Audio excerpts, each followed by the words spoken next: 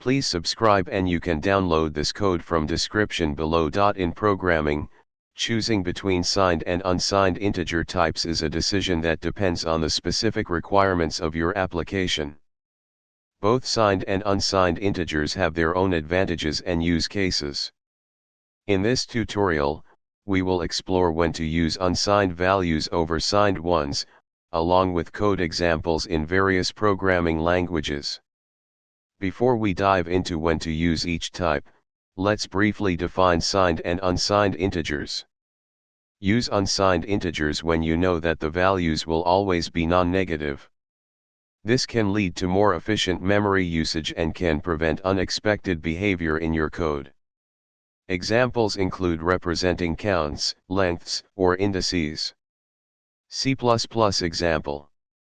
Unsigned integers are a natural choice when performing bitwise operations or when dealing with bit flags, as they allow you to manipulate individual bits without the complexity of signed bits.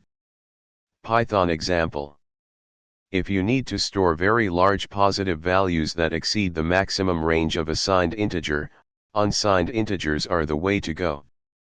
This is particularly useful in scenarios like handling file sizes or very large quantities. Java example. When working with external systems or APIs that expect non-negative values, using unsigned integers can make your code more compatible and reduce the need for explicit sign handling. C# example. If your data can include negative values, you should use signed integers. Signed integers can represent both positive and negative numbers, making them suitable for a wide range of applications. JavaScript example. For most mathematical operations, especially those that involve subtraction or division, signed integers are more appropriate. They provide meaningful results for both positive and negative inputs. Python example. In many programming languages, such as C and Java, the default integer type is signed, example int in C. So, you can often rely on the default unless you have specific reasons to use unsigned integers.